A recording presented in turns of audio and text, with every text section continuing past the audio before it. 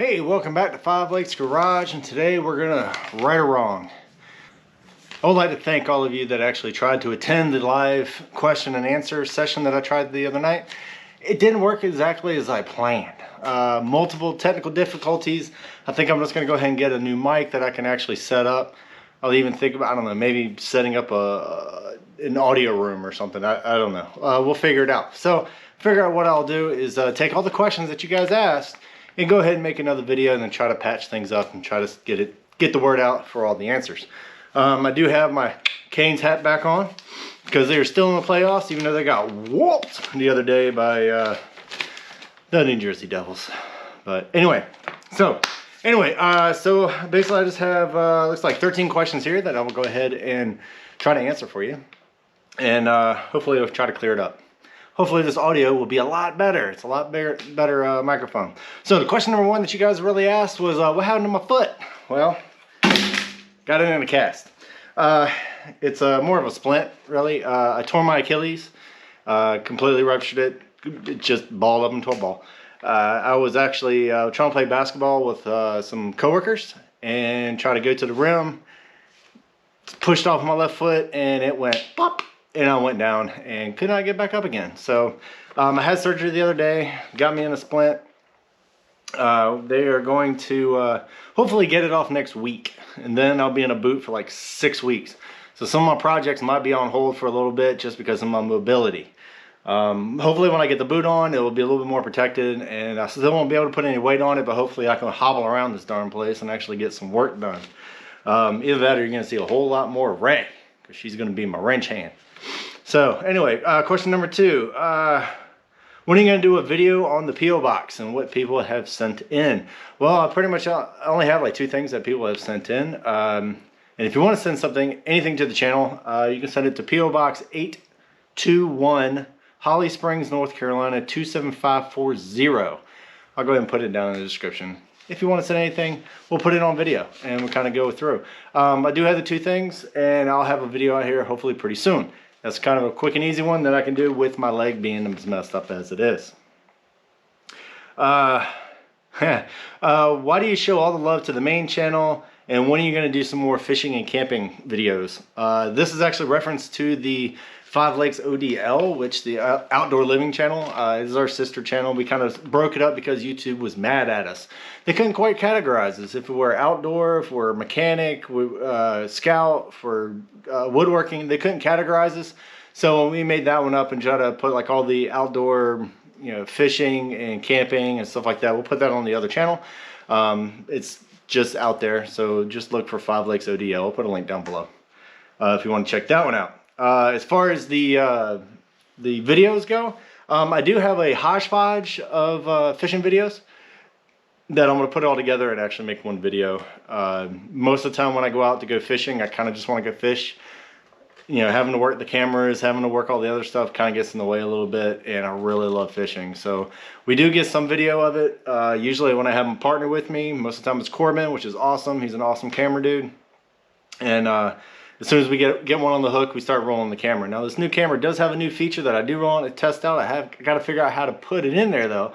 But basically you turn it on and it just keeps recording, but it cuts off the tail. So then as soon as you hit the button, it will automatically record 30 seconds before and then on from there. So you can actually get the strike and get all the other stuff and get the fish. So we're going to be playing around with that option and hopefully get some whole lot better footage of some fishing. Unfortunately, my Lake Felt trips is going to be cut down short because of my leg, and it's kind of hard to wade in a bunch of water with a bum Achilles. Number 4, springtime is when you pull out your lawn equipment and get them prepared for the season. What are some of the things that you do right off the bat every year? Well, that's kind of a trick question because did you prepare it the year before? I do have a video out there about winterizing your actually your rig. So I did it on the CJ5 here. And did you put fuel stabilizer in the fuel? Did you disconnect your battery? Did you clean out your air filter? Did you do all those type of things before you actually put it away for the winter? Let's just say you did. All right. So the first thing you want to do is one thing for all your lawnmowers, weed eaters, and stuff like that, try to use non-ethanol fuel. I know it's really hard to get sometimes, but if you go to Google and just say non-ethanol fuel near me, it'll give you a list. I believe Circle K is a pretty decent one. Most of them have non-ethanol fuel in there that you can choose from. So go ahead and choose that one so it doesn't gum up as bad. The ethanol in there will tear up a 2-cycle engine pretty bad. And actually, even on the boat, I try to do non-ethanol fuel. Blow out your air filters, grease everything. If there's a Zerk fitting in there, go ahead and grease it. Go ahead and get it out of the way. Get it going for the season. Check your battery, and then also check your tire pressure. Tire pressure is very important. If you want a nice level cut, you don't want to have one kind of dipping down there, doing the Carolina squat. It doesn't look good, and it's not going to work very well either. So let's just say you didn't prep it. You just threw it in the garage and just shut the door. Didn't do anything. Okay, do everything you just did in case you did prep it, but then add some of these. Drain your fuel. Just go ahead and drain it. It is no good anymore, especially if it's ethanol fuel. They usually last about 3 months. You might be able to get away with it, but most of the time you're not. You could get moisture in there. It gets hot, cold, whatever. Moisture gets in there. You're not going to burn water. So go ahead and get rid of the fuel. Add some new stuff in there. And then while you're put in there, just put some seafoam in. That will clean all the injector stuff out. It might take a little bit to actually clean it all out, but it will get you going for that season. All right. Yeah, if you get all that stuff done, you should be fine with all your equipment. Let's see. We missed the cooking videos. When are you going to make more of them? Well, soon. Cooking is something I can just stand there. I do have a little roll around cart that I'm actually put my leg on so that I can actually get some cooking done. I do have some new recipes that I've been trying out, and there's a couple of them there that are rock stars. Love them. But we're going to do some videos on some of those and get those out there. I don't know if it's actually going to be Dutch oven, but it will at least be hopefully one pan versus one pot or something like that. Something easy, something simple that you could go out there and camping with, just to try to keep the theme of what we already done. Or maybe I'll just do some other stuff. I don't know. But I do want my leg to get better because I want to have some more pizzas, and it's kind of hard to cook pizzas with a bum leg. So, let's see. Number 6. Why do you keep the taco around if you have so many flaws in it? Good question. I debated whether or not to actually answer this one, but I'm going to go ahead and answer it. I love the way it looks. And not only that, is the only small size truck I can find that is fairly new that has a manual transmission. I do love manual transmissions. Unfortunately, right now I cannot drive them because of this leg. The Tacoma's been sitting here for a couple weeks now, hasn't moved because it's a manual. CJ manual, the Dodge manual, Mazda manual. The only thing I can drive right now would be the Wagoneer because it's an automatic. Okay, so it's probably good that I do have that as a backup. So all the other things that are wrong with it, the lack of power down below, I'm going to try to get it tuned. I do have the OV tune on there right now, but I think there's something even better out there. It's called the OTT, I think it is. I'm going to try to find somebody that can actually put that up there, or I'll like to get the files and actually put it on myself because I do have link to be able to get into the computer. Like I said, I do love the looks of the Tacomas. And I still think it's a pretty decent platform. We're going to get it re-geared and hopefully help with the low-end torque or the lack thereof. I hate to say it, but an automatic with a loose torque converter probably would be the best bet for a Tacoma. I hate to say it. I know it hurts me. It hurts me deeply to say it, but that's probably the accurate statement. Let's see here. Oh, what's next for the Mazda? You left it out of the list of the shop. I had a list over here on the side. You probably saw that video earlier, in that I listed out everything that I want to do for all the other vehicles and all the other large projects. Well, we still need to get the transmission swapped out. Still doesn't have third gear. We're going to work on paint and tires. I just got her a airbrush kit, so she's going to start practicing some airbrushing so she can put the mural on the side, and then we'll seal it with some clear. But the first thing I have to do is get the paperwork done. I did get feedback from the gentleman that I bought it from the other day. I know it's been months, but hopefully the DMV stuff has actually gone through and actually we can get the title. Once we get the title, we can get registration. Registration, we can get tags. Then it'll be legal, and then I won't feel so bad about putting any more money into it. I've already put a bunch of it in there, but I wanted to make sure the paperwork is done before we actually do any other work to it. All right, number 8. When are you going to start selling hats, shirts, and hoodies? Okay, actually I've been kind of looking at it. You probably seen me wear, I have a couple shirts that I've been testing out different companies, and so far I haven't really found one that I really like. There are a couple that I found that I'm going to keep testing out. And basically they handle everything. They print the shirts. All I do is make the design. I put it up there. We make the shirt. They sell it. They handle the money. There's no legal stuff on me. So we might actually go with that since we are really small. I would love to do it in-house, but I don't have the personnel. I don't have the manpower or the time to actually do it. I still got a day job. This is just something we do for fun. But hopefully it will be coming soon. I will be looking at some of those, so some of those companies, maybe I can partner with them and actually get some of this stuff done. I would like to actually get some stuff out there, put the channel out there, and get some more clientele. Let's see. All right. What are the 5 things that you did on video that you would redo? Basically my mistakes.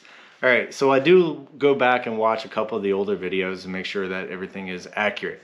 I do get comments on a couple of them that I did something wrong, and I do appreciate that. If you see me do something wrong, please comment, let me know. I gotta learn too, just so I can start teaching other people. I know people are actually looking at some of these videos to see how things are done. And I do all these the way I do it. It could be wrong, could be right. I don't know. Let me know. So yeah, the 5 things, I did think about this. I would like to redo the shed doors. That would be the main thing. They turned out a little bit heavier than I thought with the siding and the trim and everything like that. The hinges are just way too small. I got to get bigger hinges. I did pick some up. I fixed one side of the doors. I need to fix the other side. Also, they're not as watertight as I would want them to be. So I do need to redesign that slightly.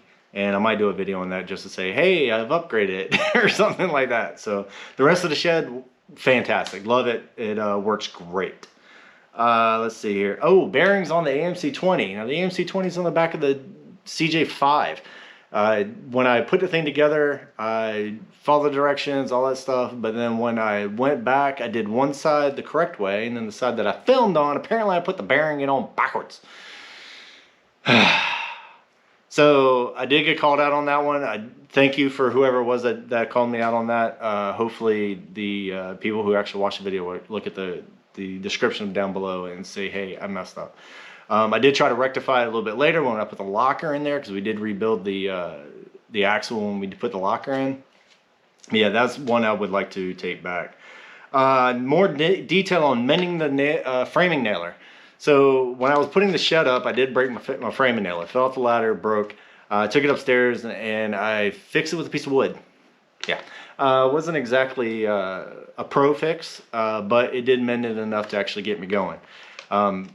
I did send it off to a friend of mine that had the time that actually rebuilt it for me, and I should have put more detail into fixing that one. I would like to actually go back and fix that particular one. Let's see here. My steel chainsaw. That was another video that we did. The quality of it, I came really close of not even putting it out there, but I really wanted to. I needed something to throw out there, so I threw it out there. I didn't think it was going to be as popular as it is, and I should have wiped off the lens. It's foggy the whole time.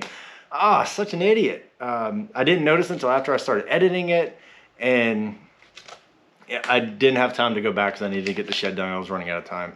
So I did not reshoot that. I do want to go back and reshoot that. I did take the chainsaw apart a little bit more than what I could. I probably could have got away with not taking so much off. Somebody did actually comment on that one, so I do appreciate that. But I wanted to make sure that everybody understood what was in there, so I did take it off a little bit further than everybody else. But you did not need to. And the last one that I would really like to do is rebuild the 727 transmission torque flight from the Wagoneer. Made a video of tearing it apart. Made a video of cleaning out the valve body. All that worked out great. Put it all back together, filmed it, put it back in the Jeep, rode down the road. It was okay, but it didn't have the bite. It didn't have the line pressure that I needed. So some of my measurements were off somewhere. I don't know where, but I sent it off to Monster Transmission. They rebuilt it. They wouldn't tell me what I did wrong. So I did not want to post that because I knew that was wrong. So I do have a spare 727 right over here to my left.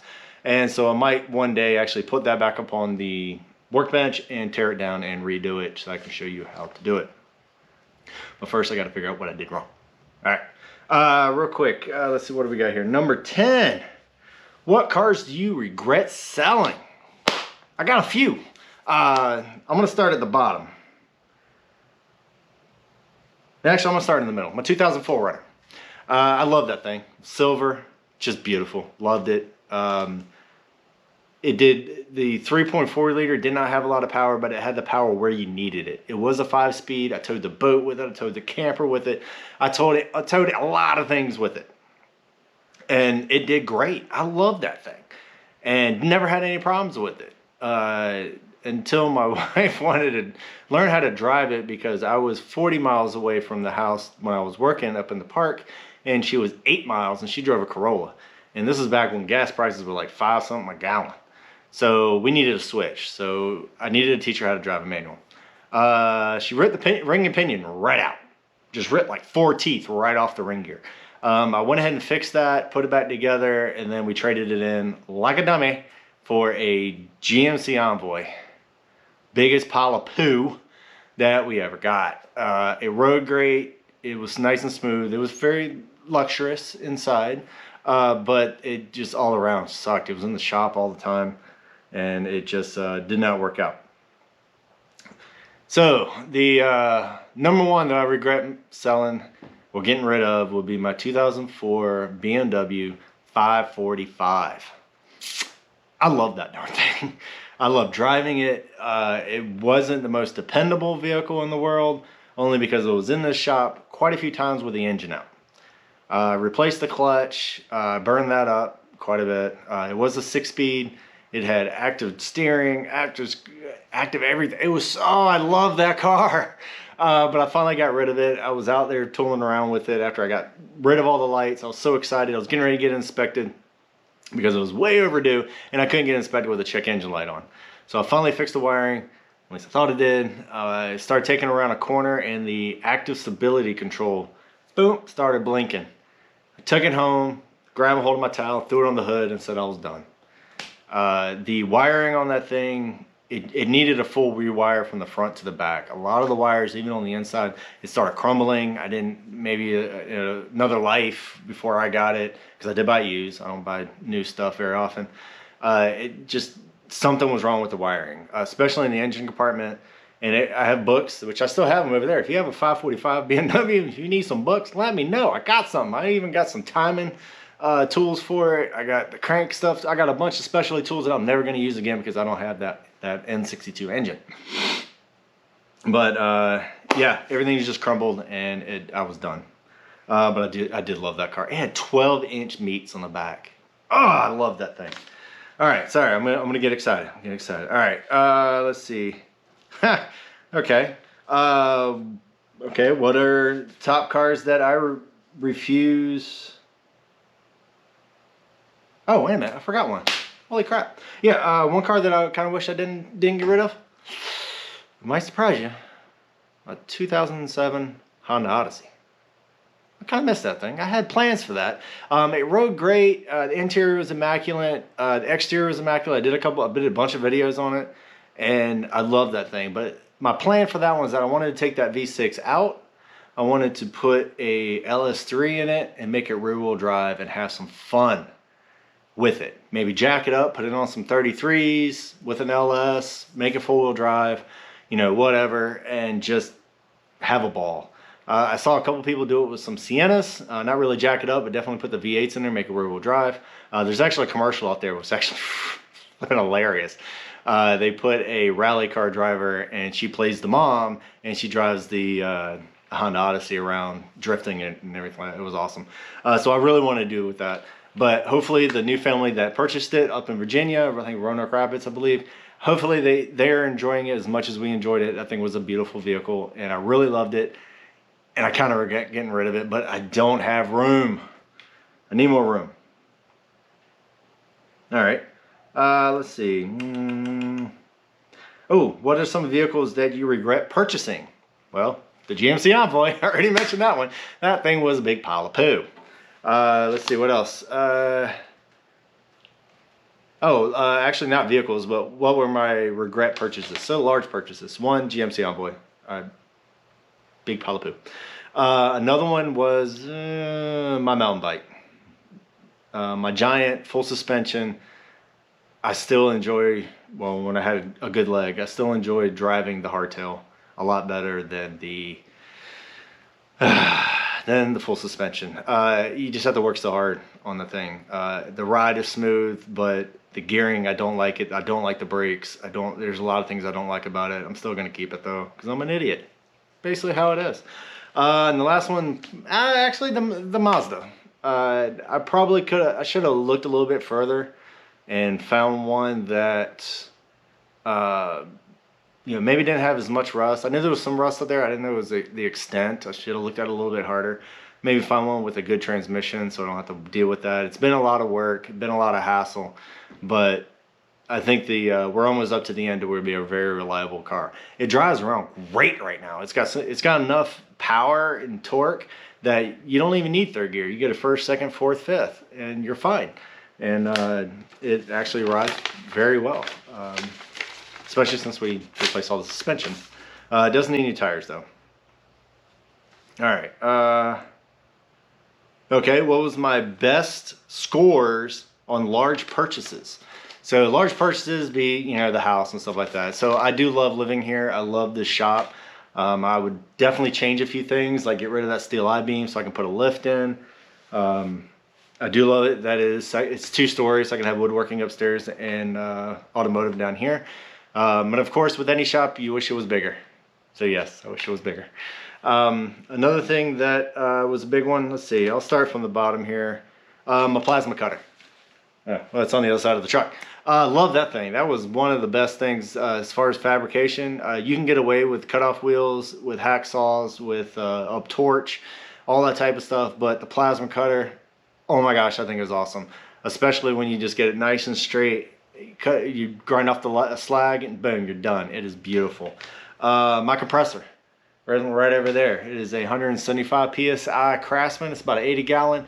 Love this thing. It's a 2-stage, so it will fill faster than I can use the sandblast booth with. So yeah, totally love that one. Been having it. I've had it for 25 years, something like that. Still running strong. I might need to do some maintenance to it soon. The other one was my welder. Oh my gosh, I love my welder. Anytime you can melt steel, that's a good day. I do love it. I wish it was a little bit bigger because I am starting to step up into a lot bigger framing and stuff like that. The stuff I want to do to the Dodge, where I'm taking the frame, I'm going to cut it in half. I'm going to cut out a couple feet, weld it back together, fish plate it and stuff like that. I kind of really want to have a 220 before I really start doing that. So Lincoln, again, if you're watching, hey, send something over to the P.O. Box. P.O. Box 821, Holley Springs, North Carolina. 27540. So yeah, love that one. My 2004 Runner, obviously. I love that thing. And one that's actually my biggest surprise of one of my larger purchases that I really love and really enjoy would be my 1976 Aqua Sport.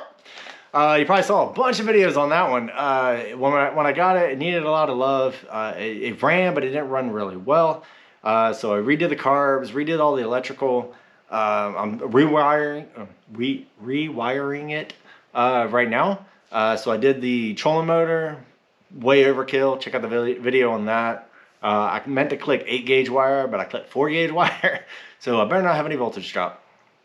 Also, the rewired all of the accessories, all the lights, all the pumps work. The chargers work. I put an inverter on it. The engine runs great. Trolling motor runs great. I've caught a lot of fish on that thing and I want to get it out on the water. But again, I'm sidelined. Pain in my butt. So anyway, so yeah, that was my big purchases. So my last question here, and I know who this one came from. This comes from my Uncle Russ. What's going on, Uncle Russ? It's been a long time. So anyway, he asked this question. How do you measure DC amps and why are AC and DC fuses different? Well, all right. So if you're going to measure AC amps, hold on, I can get it.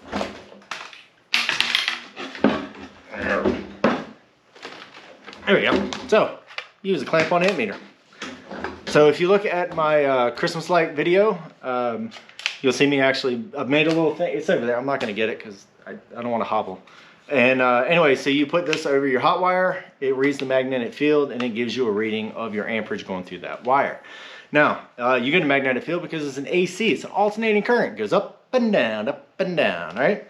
So, now on a DC current, it's flat. You know, you got 4 volts. It's right at 4 volts, flat all the way across. It does not go up and down.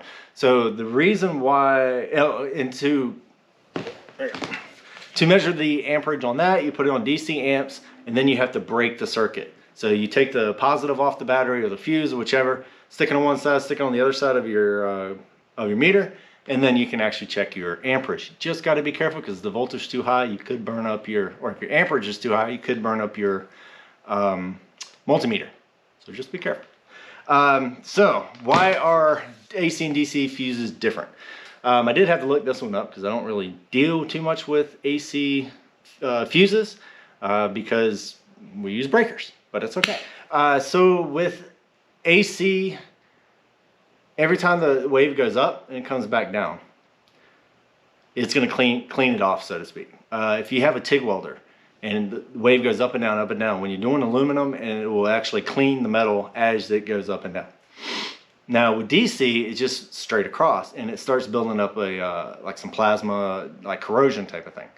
And if you look at an AC fuse, the little piece that actually burns out is really close together. For a DC, they're further apart because they don't want it to arc across.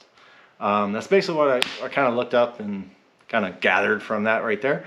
But hopefully that answers your question there, Uncle Russ. If not, I'll look it up some more and we'll let you know. So anyway, so that was about all the questions really. It was kind of a really slow night because my audio was so bad. I see people come up and then I see people leave. And yeah, I was very irritated. So I'm gonna get rid of that video. I'm gonna give you guys this one. And hopefully this answers some of your questions. So if you have any other questions, put it down here in the comments down below and let me know what you want to know. I'll either look it up or I'll actually know. And if I'm wrong, let me know. So anyway, so check out all the other stuff, all the other videos. Some of the videos are going to be a little bit more time in between, only because I am a little bit laid up and I have to piecemeal some of the videos. I do have a buddy of mine. He's got a Gladiator. I do want to get over there and do a walk around on that thing because I've seen it on the street and it looks pretty darn good. Also, I do want to do the video about the stuff that we picked up from the P.O. box, which would be great, and I can at least do that because I'll be sitting on my butt with this, hopefully with a boot on, and get rid of this splint casty thing and kind of go along with that. So hopefully this kind of redeems myself a little bit from that disaster I had the other night. But take a look at everything else. If you want to send something to the channel, once again, it is P.O. Box 821, Holley Springs, North Carolina, 27540. So until next time, take it easy, have fun. Don't let this stop you from actually being motivated to get out there. I go to the American Legion all the time, and I see men and women out there that are way worse off than I am. This will heal. I still have a leg. Some of them don't have legs. Some of them don't have arms. It's not stopping them. My buddy Quilty, it's not stopping him. He has like 5 businesses or something. He's crazy. But he's doing it. And it's not holding him back. So don't let anything like that hold you back. Go ahead and triumph. Go forward and overcome whatever obstacle you have. Don't let it define you. Pass forward. And that's what we're going to do. This is going to heal. This is going to be great. We're going to go ahead and get all the other stuff done. So anyway, once again, go look at all the other videos and we'll catch you guys later.